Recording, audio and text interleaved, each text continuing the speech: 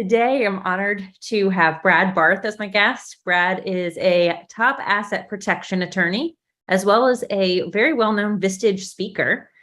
He is a partner at, I'm going to pronounce the name wrong, Barth Calderon. Is that how you say it? Calderon, yes. Okay. And he provides counsel on a wide range of topics, from asset protection, both offshore and on domestic, probate, trust administration, business succession planning, real estate transactions, and anything and everything basically around asset protection and business transactions.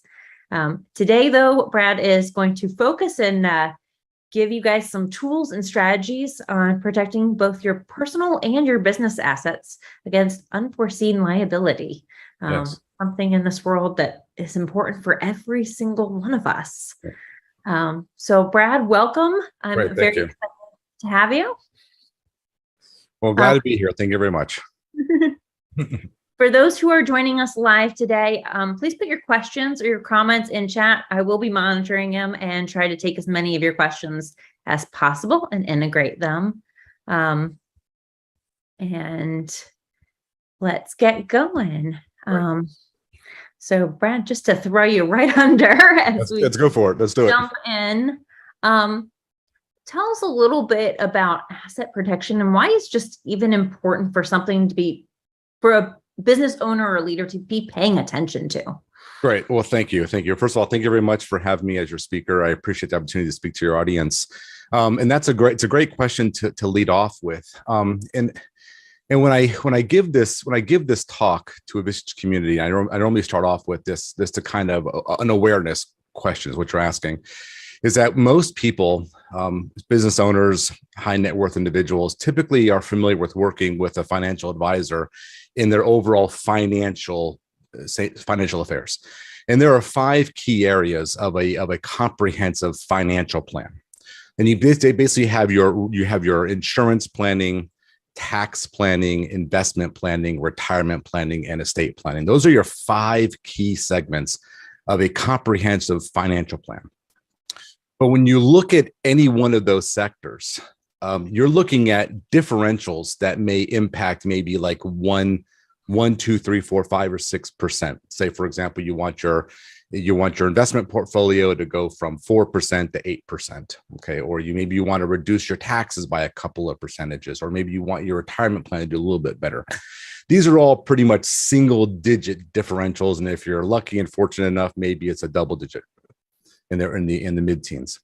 But when it comes to liabilities, and that's what all of us have, high net worth individuals, business owners, we have a whole spectrum of potential liabilities. If you get sued, now the impact on your net worth, on your business is not a single digit differential. It's not 1, 2, 3, 4%. It's 30%, 40%, 50%, 60%. And in some cases, in the worst case scenario, we've even seen businesses that go under or file for bankruptcy simply because they're overwhelmed by the amount of liability, or they just say, listen, I've had enough of this. I just can't keep up with the liabilities that are basically constantly being imposed on me. So I always like to say that, how does it kind of fit in? I call asset protection the 6th element of that comprehensive financial plan. We're also busy focused working on, at the business model, right? The Vistage model.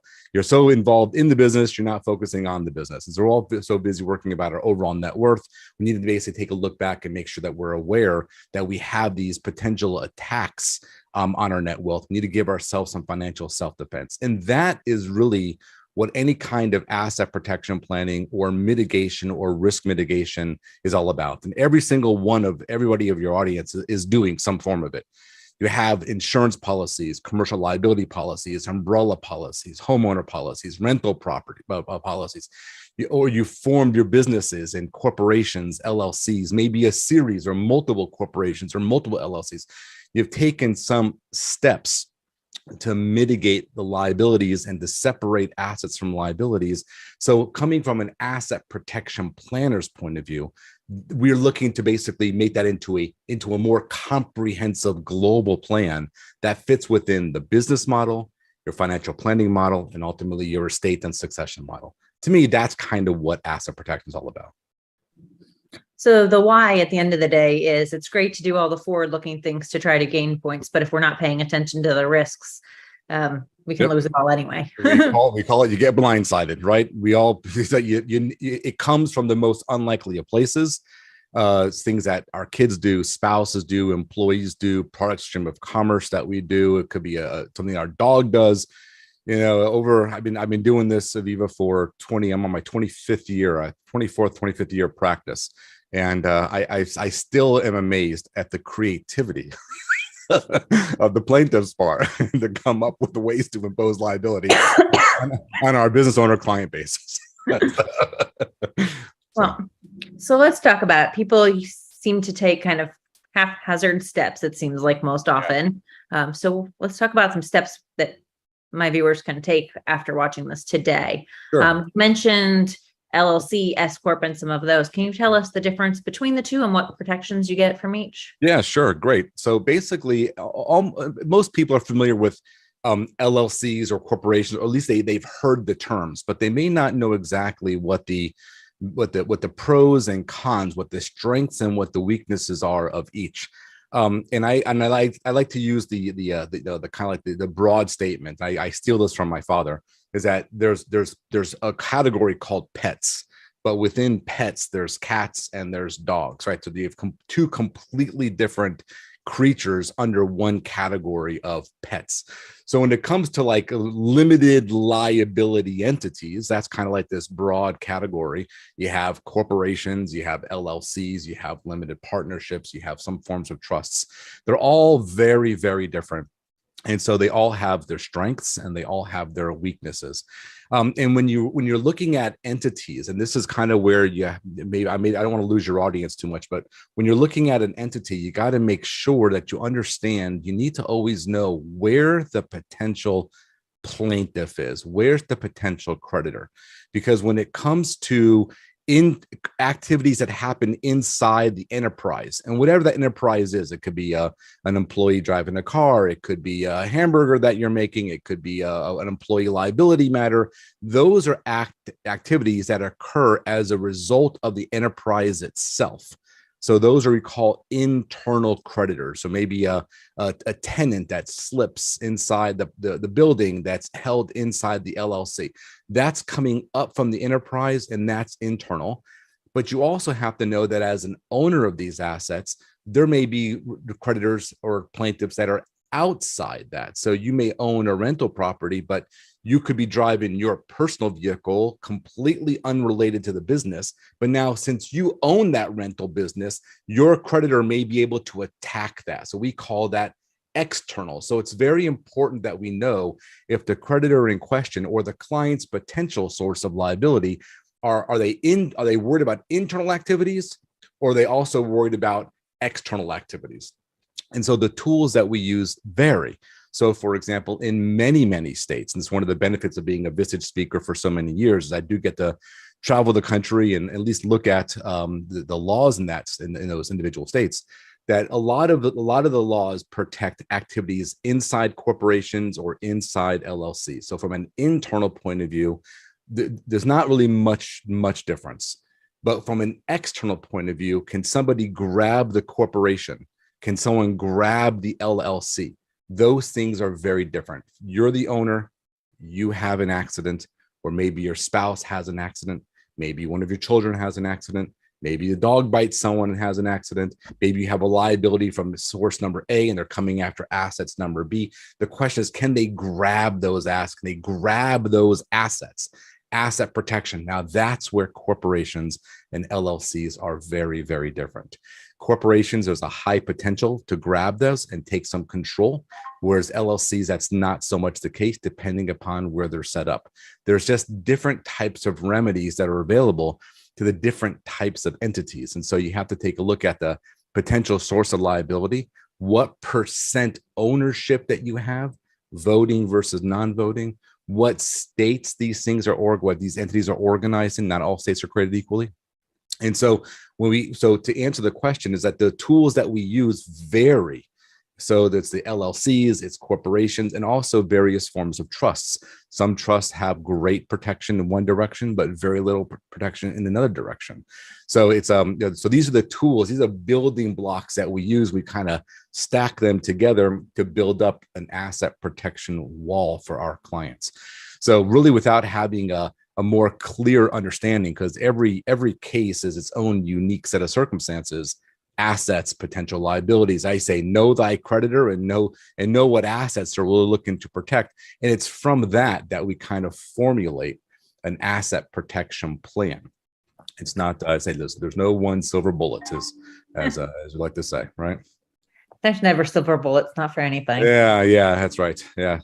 So when you work with someone, do you sit down with them individually and try to just kind of figure out what their most likely risks are and attack those? Yeah. So basically we typically work with start off with a personal financial statement, right? So basically, who are you? I need to know who you are. When you're getting involved in asset protection, well, the first thing you need to know is what are your assets, right? So you got to know what the assets are. And that's what I'm saying. Every client has unique makeup. And then now, not only what are the assets are, how are those assets held? Do you have a brokerage account in your individual name? Is a brokerage account in a trust? Have you received an inheritance? So now, how are those assets held? And once you know what the assets are and how they're held, now though, or even what existing encumbrances, like a mortgage on a property, for example, now you have to take a look at and say, okay, now what are the risks, right? What do you do? Are you a school teacher? Or are you a business owner, right? Are you involved in demolition? Are you blowing stuff up, right? I mean, right? You own 5,000 doors in apartment buildings, right? You got what's your liability profile? What's your risk profile? So then when you look at the assets, what type of vulnerabilities are inherent within those assets? Now you look at the risks, the liabilities. Who are you? And then from there, it's called the old Venn diagram, right? And then from there, you find out where are the areas that we need to address. And then that's what we start working with them. So yeah, so we got to know who the client is for sure. Based on how liabilities can exist out there, are you better off as an owner keeping cash in the business or trying to move, the equity out of the business into personal hands for protection purposes? Yeah. So that's another great question. So you got to be a little careful with this one because every business has a different liquidity requirement, right? The last thing you want to do is make a company insolvent by moving too much cash out. And I say insolvent, I don't mean that you simply have no money. I just mean that maybe you don't have enough assets on hand to meet your ordinary operation and operating expenses, right? Your O's and O's, operations and obligations. So for some clients, the amount of cash they need to keep on hand typically would be about 1/4, 3 months, 3 or 4 months. And that's just that they're also working with your CPA. Again, this is completely just overly simplified. But for a lot of clients, being able to maintain payroll, being able to maintain the liabilities, the rents, whatever, or if you have very good ARs, you're on a 30 or 60 collection, maybe your cash and it can be a little less because you have a constant influx of good ARs. So you want to keep a certain amount of cash, but we'll just use for purposes of answering your question. Let's just say 3 months of O's and O's. You got to have 3 months of O's and O's. And let's just put a number on that. Let's say that's $500,000, whatever, higher or lower. It doesn't mean you got to keep $5 million in the company, right? Because now you got too much money. Because remember we talked about earlier about the internal risks versus the external risks. Okay, well, where's that cash reserves? If you have $5 million inside the company, it's inside the box, and you have an internal creditor, an internal liability. Tenant sues you. Someone falls off of a scaffolding, a contractor business, whatever. Something falls off the stairs. Fire. Make up the facts. Now that liability is inside that box. And what else is inside that box? In my example, $4.5 million of cash that really didn't have to be there. That's beyond your O's and O's. So if you would have pulled that money out, Aviva, right? You say you pulled that $4.5 million out, especially if you're already paid tax on it, like you're an S corp, for example. You've already paid tax on the money. You pull the money out. Now the money is somewhere safe. You're in a different entity. You're in a different universe. Now you have that same liability. Now you have a very small risk factor because certain O's and O's are necessary to keep the business going as a going concern. But the money that you've pulled out now is someplace that's safe. And as a business owner, you can always lend money back into the company. You can always recapitalize. You always can secure that against with a UCC1 financing statement, against the inventory, against the accounts receivable, against the ARs, or against the building, right? You always can secure it back, and so therefore you have a perfected loan, but you don't have to just keep a lot of cash inside there.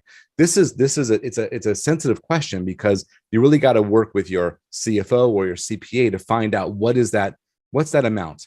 Some clients are just comfortable. I want $1 million on the company. Okay. Then how about we take it out and we loan $1 million in? That way, at least it's secured, it's perfected. So if you do have a liability, you get paid back before the creditor gets paid back first. It's perfected, right? It's like, right. So just like if you were to go to Bank of America or Wells Fargo, any other business bank, and get a loan, they certainly would have secured their interest. You want to get that priority before an unsecured creditor. It's just smart business planning, right? So we don't like seeing too much cash, but be very careful. Again, don't make yourself insolvent. You got to find out what that magic number is, right? So if you can do the math and find the right amount, you can then put it back in a loan to the business, even if that's right. That's right. So there's no risk in pulling it out unless it's unless you're, like you said, operationally insolvent. But yeah. Or it could be a taxable event in some case. For some people, if you're a C corporation, for example, that withdrawal that could be a capital gain problem. That could be an income word. So just work with the CPA. So that's but we don't like seeing just too much cash in the company. I'm not saying no cash. We don't just see too much cash. But again, some people like to be a little nervous Nelly, kind of like me. I'm a little do this long enough, you become a nervous Nelly. Right. And I want to put money in, but I want to make sure at least that money's protected. It's the Bank of Brad. So I want to make sure that I take the same mechanisms, the same approach that a commercial bank would take to protect its loan. I'm lending it. I'm the banker. I want to protect my loan. So I do all the things to protect my loan because I do want some extra squish room in my accounting. Right. I imagine in her world, you definitely are paying attention to all of the possible risks and feeling very. Yeah, they say that I'm not Disneyland dad. How about that? So, we've been talking about S Corp, we've mentioned LLC, we've mentioned C Corp. And I know it's different for each business what's best, but can a business convert between them without having major tax issues or other things if they determine that where they are today is not really where they should be based upon the asset protection? Yeah, this actually is surprisingly unknown. So it's a great question. And I say surprisingly not only to my business owners, but even to tax professionals, with all due respect to that industry. There seems to be a thought process that once you've created a company in a certain legal structure, like a corporation in your case, that you're kind of stuck with it forever and ever and ever. And that's just not the case. In some circumstances, it may be better or more advantageous to be an LLC, for example. And that's kind of a lot of what we do, what we call these conversions. You convert from a corporation to an LLC. And what I mean by what some CPAs aren't familiar with, because they think somehow that in order for a company to convert or to do what's called the statutory merger, that somehow that's a capital gain transaction. There's a distribution of assets. It's a new entity, and that's not the case. So I like to use my jacket as an example. Like right now, I'm the individual, right, and I'm wearing a corporation jacket. So what we can do in these conversions, we can take off the corporate jacket and we put on our LLC jacket. Well, the individual, the soul that's here didn't change. I didn't like go away and then get put back together again. I took off one jacket and I put on another jacket, but it's the same assets, the same company, the same EIN. That's the benefit of doing conversion. So through the process, you may have started out as a corporation because, well, I don't know, that's what my buddy is. My buddy's a corporation, or that's what Google Internet Research told me to do, or my CPA. Okay, all that's fine. but there could come a point in time through the natural maturing of the company where you need to change your garment, right? Think of it as an adolescent kid.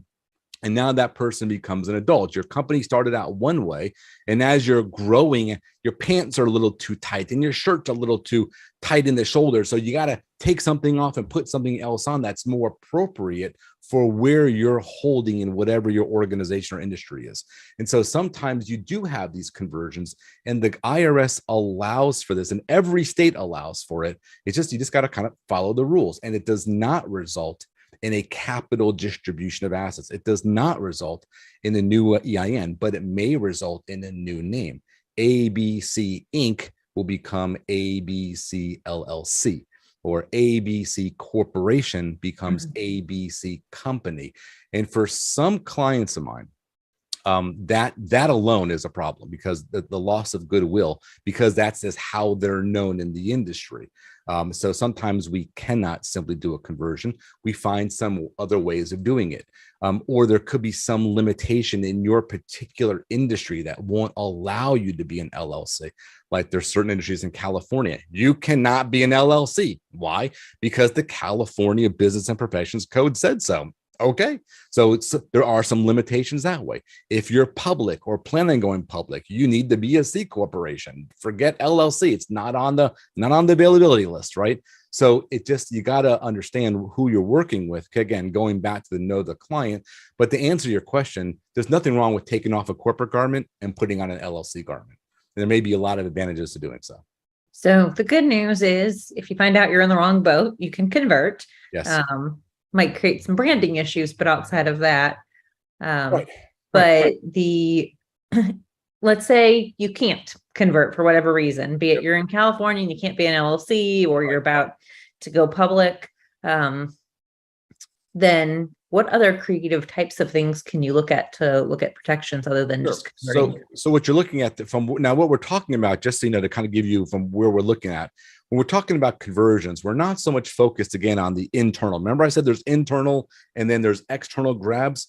We're looking at conversions, not because we're worried about internal issues. We're looking at it because we want to protect outside grabs, asset protection, not risk mitigation or limited liability. Corporations are just fine for that. So we're looking for asset protection. So if you can't convert, remember, what does the person have? The person owns a stock. That's their stock certificate, whether they're a majority, 100%, minority, whatever they are interested in. What you're asking about is, how do I protect the stock? If I can't convert my stock, the LLC membership interest, how do I protect the stock?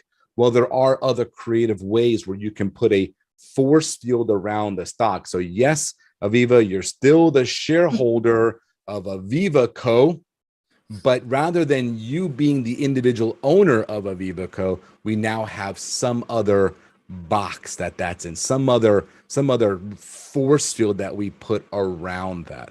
So there is an alternative to doing the conversion. Again, it's just a matter of the nature of the business, how it's held, how many shareholders, et cetera, et cetera. So there is a plan B. If plan A doesn't work, we do have a plan B. Okay, so when you're putting a force field, nice box around the shares, are you talking things like trusts, or what other types of things exist out there to? Okay, well, again, I'm sorry, but it's the depends answer, right? It depends on the nature of the business, depends on how it's taxed, right? So depends if it's a minority or a majority. But yes, the answer is that we could use LLCs, we could use trusts. That's just a depends answer. And how does that fit overall to the client's overall business structure, right? So unfortunately there isn't a simple answer. I'll tell you that the majority of the time you at least start with an LLC. You at least put an LLC around it. Now, could it be in a trust? Absolutely, but that would have to depend on what's the next desired outcome. Why did we choose the trust as opposed to the LLC? So you got to kind of back into that one. Okay. So right now, so far, we're kind of talking in a very singular world, right? I'm the owner, and how do I protect my assets? Right. Life's not as simple as that. Most of the businesses I work with have one to many partners in the business. So when you have lots of partners and owners in a business, how do you protect them all from each other, even in addition to the outside world? Yeah, well, the first thing you want to make sure you have, of course, is your proper internal insurances. So whatever that is, that your directors and officers insurance, whatever types of insurances, of course, from each other. The second thing you want to have is probably clearly defined roles, and that could be the equivalent of employment agreements, employment contracts. So that's kind of understand who's doing what. I know that in Vistage, there's a lot of talk always about silos and direct reports, and that's kind of like knowing who's who and who's responsible for what.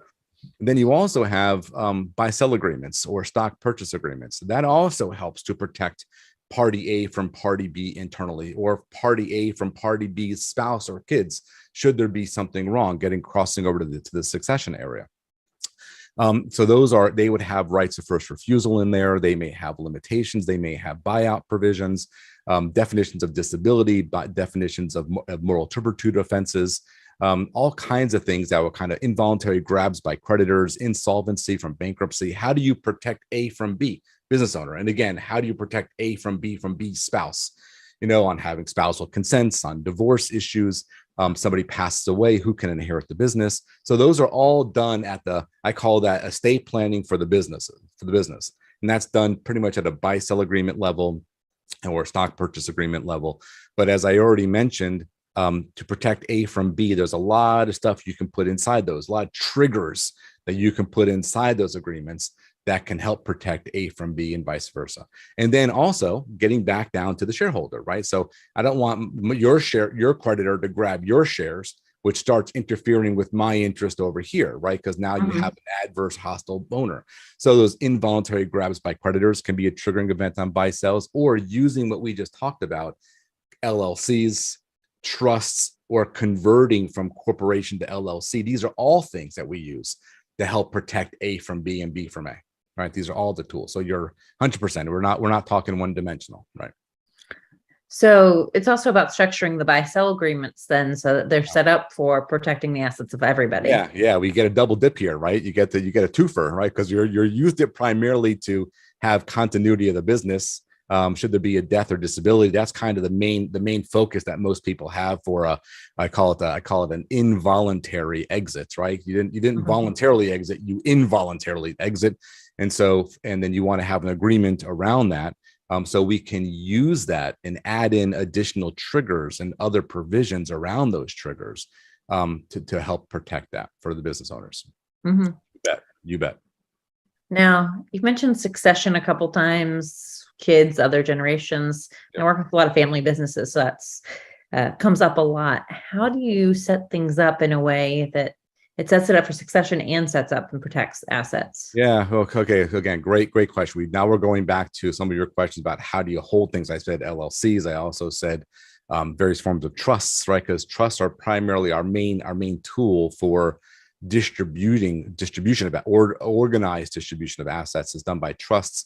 Sometimes you wind up bifurcating. For those that are corporations, that you can do like voting and non-voting. If you're LLCs, you can do managing shares, so management units versus economic units, which is kind of the same thing. And you can start gifting these to family members, or typically family members, down the line via trusts, giving it to them, not so much individually, but giving to them also in the gifting trust. Gifting trust is actually a very powerful and popular thing we've been doing last couple of years, because some of the ups and downs that you've seen in the Biden administration's attack on the estate tax limitations that we're currently enjoying.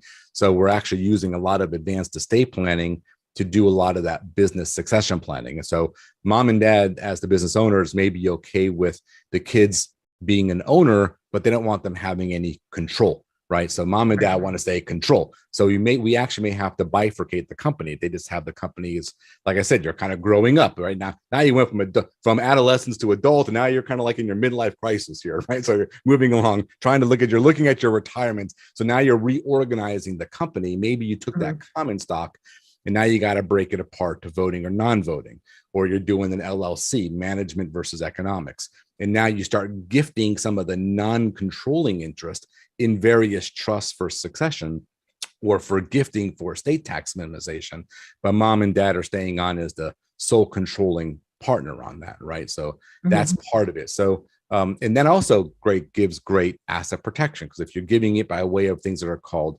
slats or idiots or gifting or regular old gifting trusts, every one of those vehicles has some sort of asset protection. Great asset protection, depending on how we design it on the onset, right? So that's a big part. There's a lot of crossover between asset protection and succession and legacy planning. It sounds like as people are doing succession planning in their businesses and thinking about how it's going in the next generation, they really have to be having these same conversations. Yeah, and that's what it's helpful. And it's you gotta be working with someone that's aware of this. So you're not just so narrowly focused on one area, and this is true in any part of life. You're not so tunnel visioned in one area that you're missing opportunities on the other area. And it just happens that in this particular in this space, asset protection, because trusts are one of the main tools that we use, you have huge amounts of crossover, which gives great opportunity, so long as the client is in a position where they're ready to kind of let go of some of that ownership interests.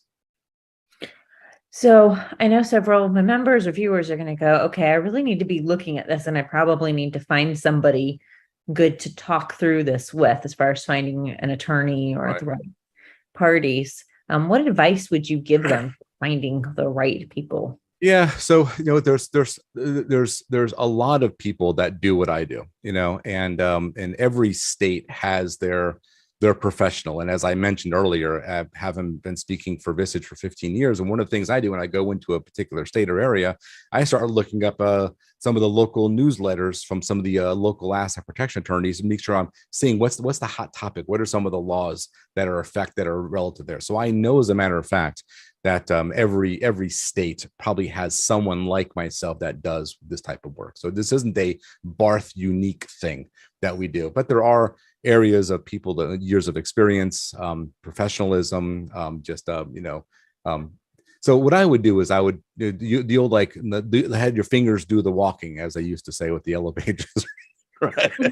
Know what that is? The yellow pages.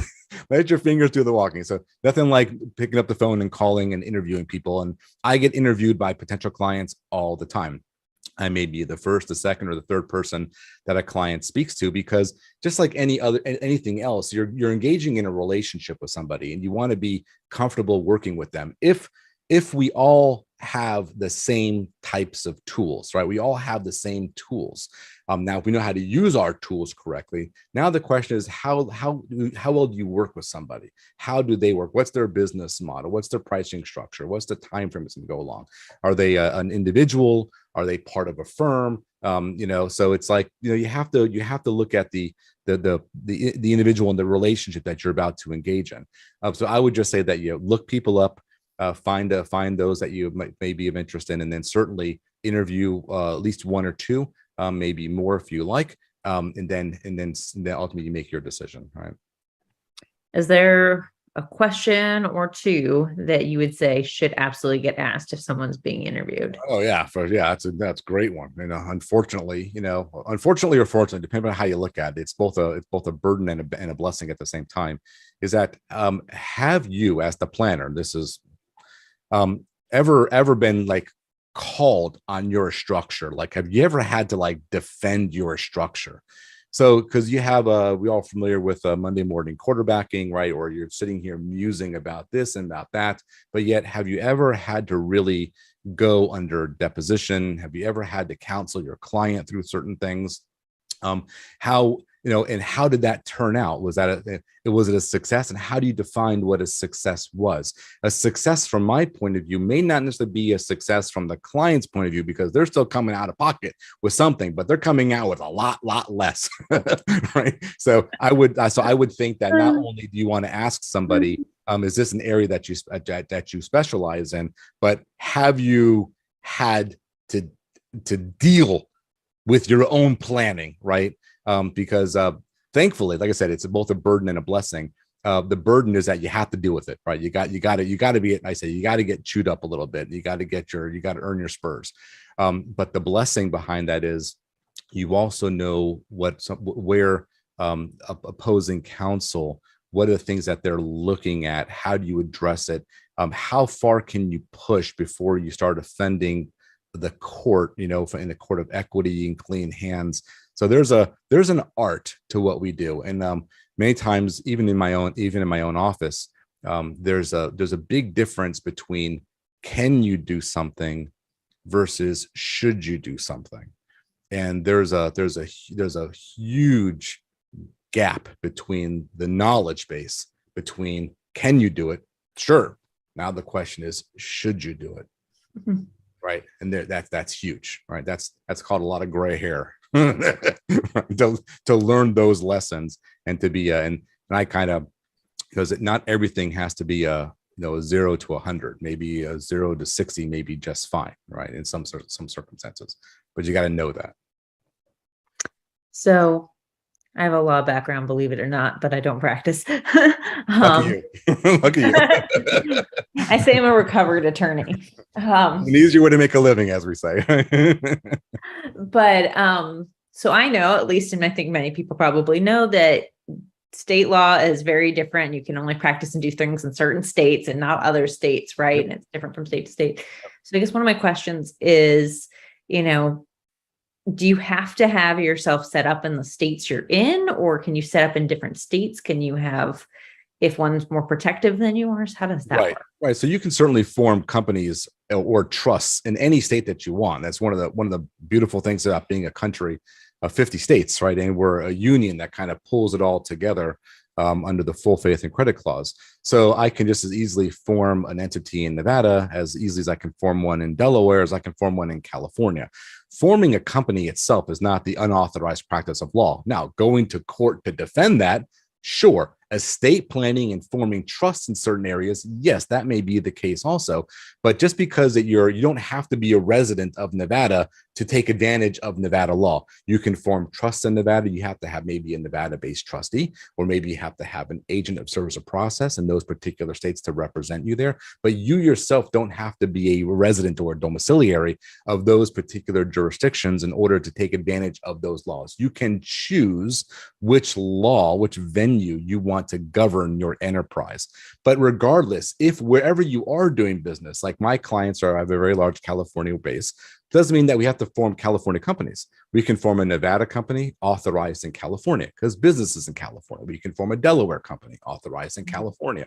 So you can pick and choose what state law you want for whatever reason. You don't have to be a resident there, but wherever you are a resident and wherever you are doing business, wherever the brains of the activity and the hands of the activity, you do have to be registered in those states.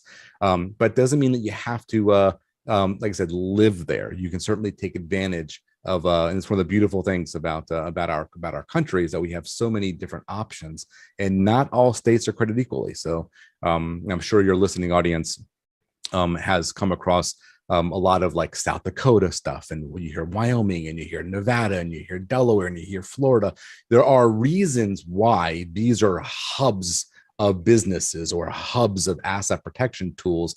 And you don't hear a lot of like, protect your assets, form a California company.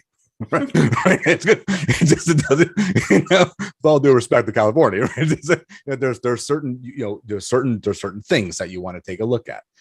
So that's the answer to that question. So understanding various state laws and the advantages of forming things in certain states also really plays a role into this, because you're able to be much more protected. That's a lot of businesses form in Delaware, so right for a reason. That's right.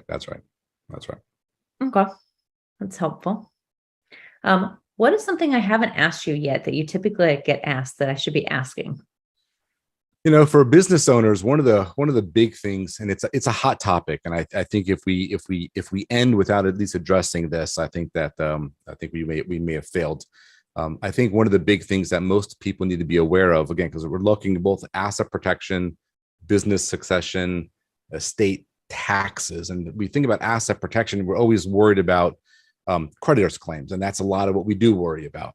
But you also have to know that at the end of our days, we have the world's largest creditor who is just lying in wait to take our assets away that we worked so hard for, and also from our family. So in the forms of estate taxes at a federal level, And then if depending upon where you live state-wise, there could be state death tax on top of that. So if we don't discuss what are some of the very basic tools for state minimization, state tax minimization, I don't think we would have served your audience. So I think that just to be aware that there right now, this is not a political discussion, but just so you know that we are enjoying a very high state tax exemption because we currently are under the Trump rules. Biden tried to get the laws changed. I think it was the end of last year and wasn't successful, which would have substantially changed what these rules are. But right now we're still under the Trump estate tax laws. And so we're enjoying a $12.08 million per person exemption. Now, what does that mean? That means that each individual who's a U.S. citizen can transfer up to $12.08 million of net assets from Gen 1 to Gen 2 without incurring any estate tax, which starts federally at about 40%. Then you got to add your state stuff on top of that. State limitations may be much lower. I'm just talking about a federal level. And this is, I think I'm making up a word here, unprecedentedly high, right? It's the highest exemption that we've ever had in the country. When I started practicing, it was 675, the exemption, then it went to 1 million, then it went to 2 million, then it went to 3 or 2.5, then 3.5 million. And then under Obama, it went to 5. And now we were like, oh my gosh, $5 million. That's crazy.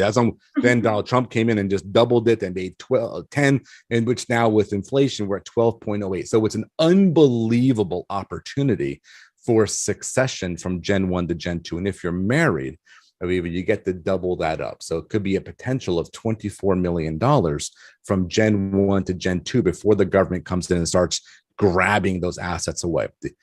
Unfortunately, the current administration has a true attack on multi-generational transfers of wealth. And you've seen that in the Biden platform at the end of last year, and also what he's proposing to become effective of 1/1/23. I don't think he has the political equity. This is just my crystal ball to be able to affect that as early as 1/1/23, but it's part of the platform to lower the exemptions and also lose other things that are very important, like step up and basis.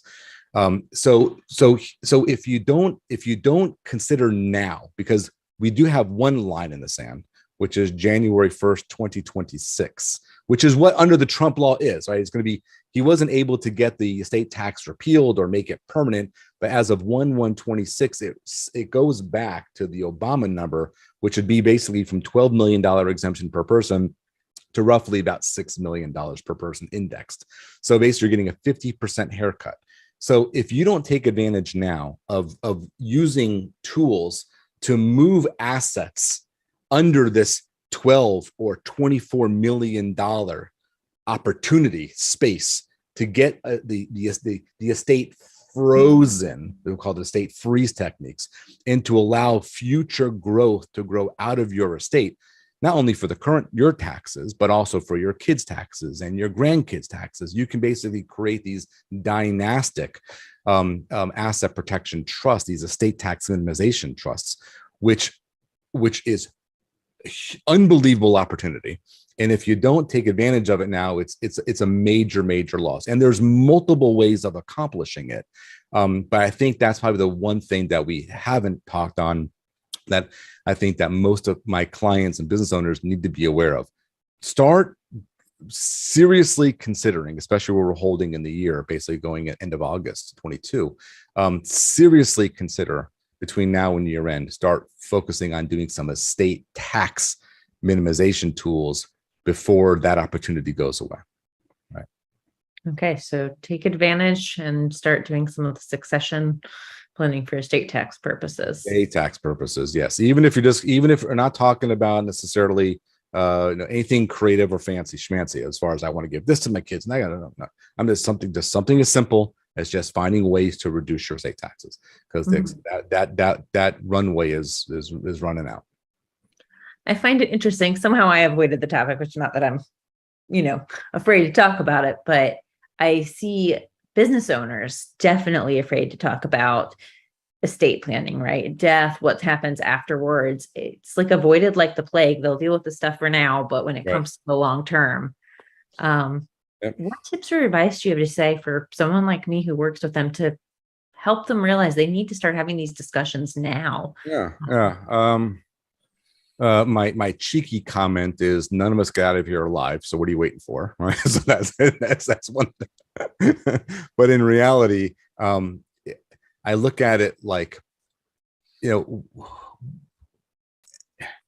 this is your business, or even the money that you've made it's a representation of everything that you've worked towards and for. It's based upon your principles. It's who you are on the inside, who you are on the public face. The dollars and the businesses represent more than just spending power. It's you get up in the morning. It's your background. It's your personal livelihood. It's what gets you going. And so it's something. It's so valuable to you. I say it's so you that you need to take care of it like you take care of yourself. And that's also applies to the asset protection. I mentioned the word getting blindsided. The blindsiding doesn't have to come from a car accident. God forbid you have some other type of event that happens in your life. Who knows? I mean, no one knows when our number is going to be called. But if you don't know that, but you have all the tools to be a success for generations to come. You may be successful now, but you want to become successful in your next, in what you've left behind, right? Success to significance. You really want to do some planning. If you've taken the time, again, this is a little soapboxing stuff, but you've taken the time to hire the lawyers to review the contracts, to build the organization. You invested the money in the buildings and the insurance policies, and why not invest, a few $1,000s and a few hours of your time in working with your professional to protect all of it, right? It's not just, I'm just focusing on the one thing. An estate plan or a succession plan covers everything.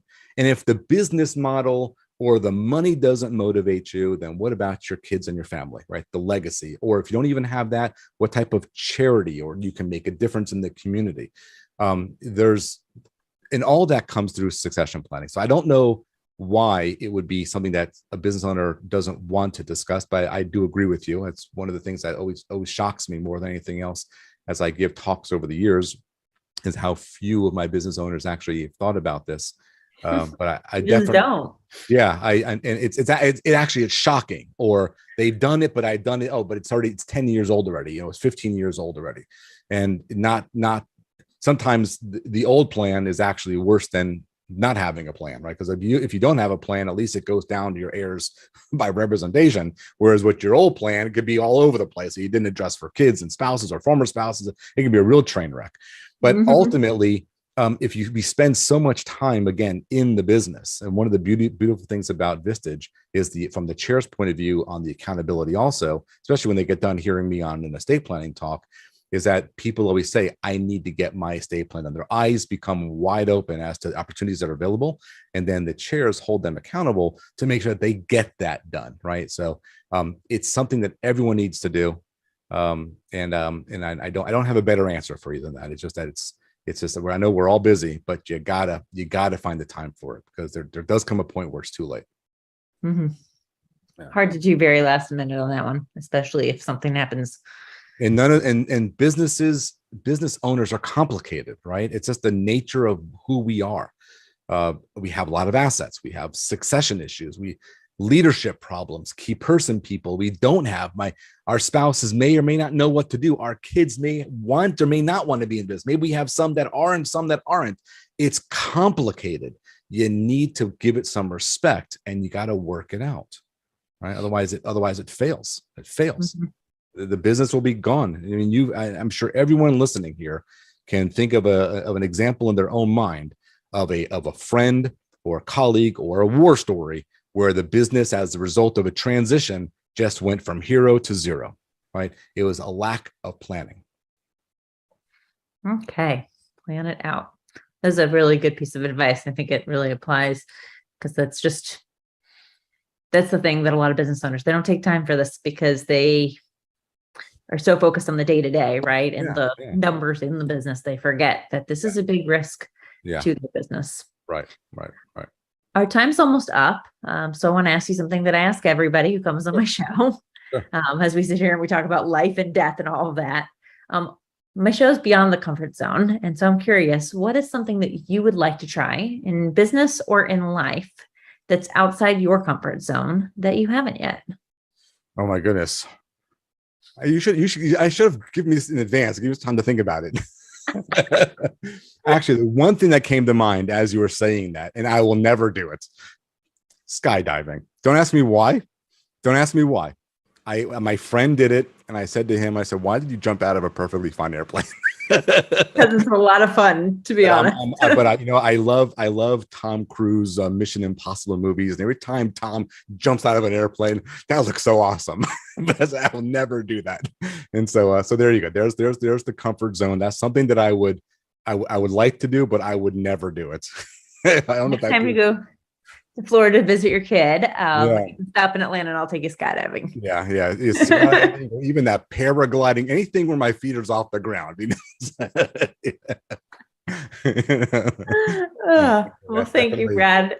I really appreciate you joining me today. Right. It's been a great honor to have you on the show. Thank you to everyone who joined us live today. And until next time on Beyond the Comfort Zone, I encourage all of my viewers to try something new outside your comfort zone, because that's where growth occurs and life begins. Right. Have a great day, everyone. Thank you. Okay. Thanks. Be well.